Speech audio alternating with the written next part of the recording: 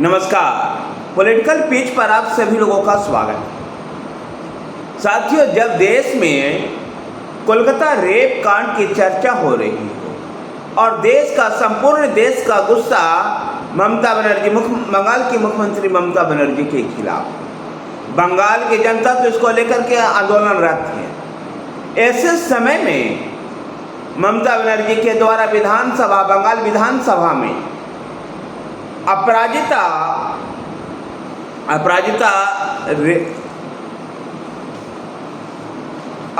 के नाम से जो रेप के ऊपर जो कानून लाया गया है, क्या ये पॉलिटिकली स्टैंड है या वास्तव में ममता बनर्जी का गंभीरता को दर्शाता है?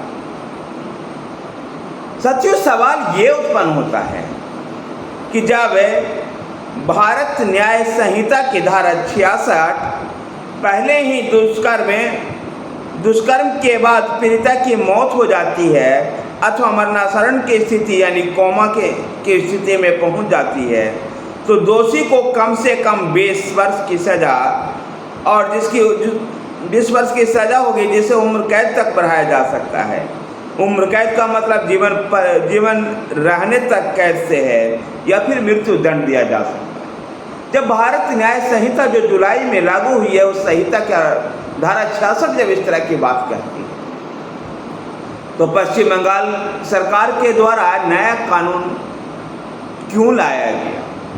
और जबकि उस कानून के अंदर भी लगभग ऐसे ही बातें कही जा रही है, तो ऐसे कानून लाने का फायदा क्या था? क्या ममता बनर्जी का पूरा फोकस इस बात की ओर था कि जो ममता बनर्जी के खिलाफ जो बंगाल में गुस्सा दिखाई दे रहा है, उस गुस्सा को शांत किया जाए और एक पॉलिटिकली स्टंट लिया जाए?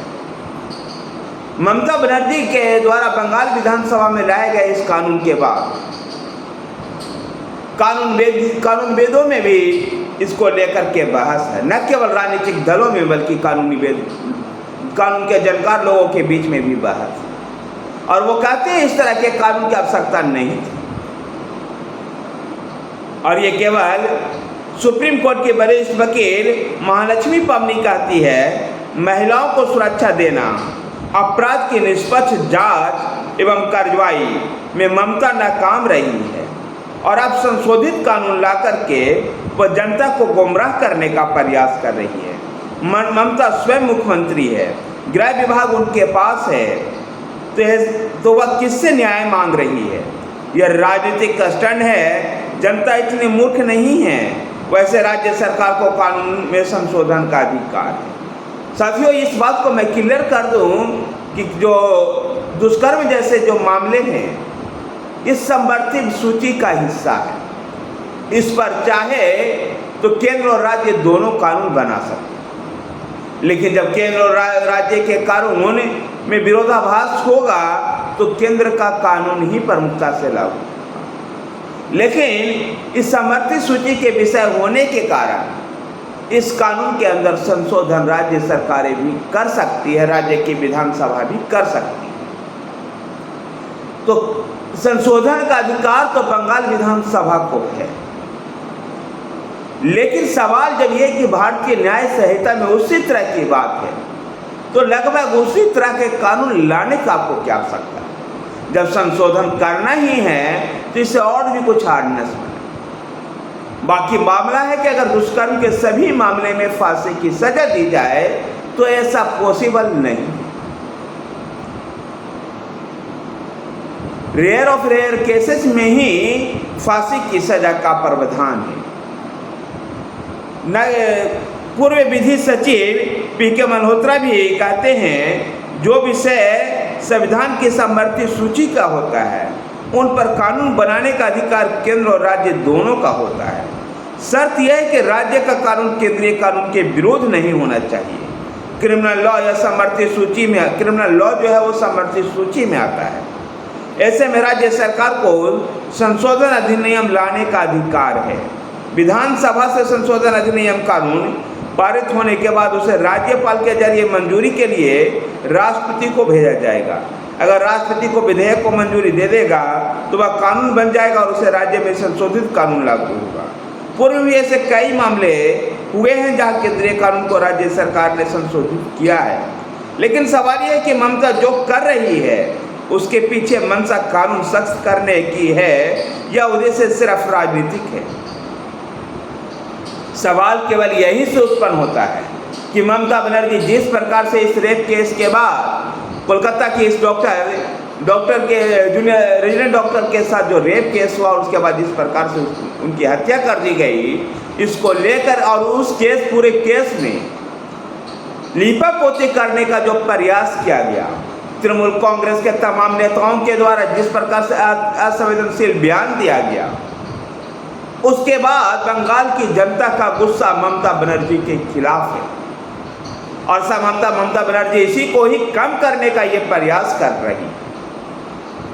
वैसे भी ममता बनर्जी के मामले में कहा जाता है कि ममता बनर्जी एक अलग टाइप की राजनीतिज्ञ है और वो राजनीतिक स्टंट्स अपनाने में कामयाब है और उसी चीज को फिर से करते हुए नजर आ रही है। अगर कानून में किसी अपराध के लिए न्यूनतम सजा तय है तो अदालत उसे कम सजा दे ही नहीं सकती। ऐसे में नए कानून की आवश्यकता ही क्या थी? ये सवाल बार बार लोगों के जहन में गूंज रहा है और मैं कह सकता हूं कि पश्चिम बंगाल की सरकार जो संवैधानिक अधिकार था उसको भी दुरुपयोग करते हुए एक राजनीतिक स्टंट को अपनाते हुए अपने प्रति जो फैले हुए माहौल और गुस्सा है उसको केवल कम करना चाहती है। लेकिन राज्य की जनता इतनी बेवकूफ़ नहीं है और मूर्ख नहीं। राज्य में लोग अब ममता बनर्जी के खिलाफ आंदोलनरत हो चुके हैं और इस बात को ममता बनर्जी को याद रखना होगा कि सिंगूर विवाद के बाद, सिंगूर आंदोलन के बाद ही ममता बनर्जी सत्ता में आई थी। तो कहीं ये डॉक्टरों का आंदोलन, राज्य की जनता का ये आंदोलन जो बन गया है, ये कहीं ममता बनर्जी की कुर्सी को हिलाकर ही न रखे। और संभवतः ममता बनर्जी इसी बात से डरी हुई है, इसलिए एक राजनीतिक स्टंट को अपनाते हुए बंगाल विधानसभा में एक इस प्रकार का कानून लेकर के आती है जैसा पहले से ही भारतीय न्याय संहिता की धारा 66 में उल्लेखित है। यद्यपि बंगाल विधानसभा में भारतीय जनता पार्टी ने भी इस विधेयक का समर्थन किया, यद्यपि कई बार कोलकाता रेप कांड को लेकर के जिस प्रकार से ममता बनर्जी सरकार उस रेपिस्ट को उस घटना में लिपापोती करने का प्रयास की, उसको लेकर के लगातार विपक्ष ने बंगाल विधानसभा में सवाल पूछे। देखना दिलचस्प होगा कि ममता बनर्जी का ये कानून क्या ममता बनर्जी को राजनीतिक जीवन दान दे पाता है या नहीं। धन्यवाद साथियों, पॉलिटिकल पेज को सब्सक्राइब कीजिए। धन्यवाद। हमारे साथ बने रहने के लिए हमारे चैनल पॉलिटिकल पेज को सब्सक्राइब कीजिए। धन्यवाद।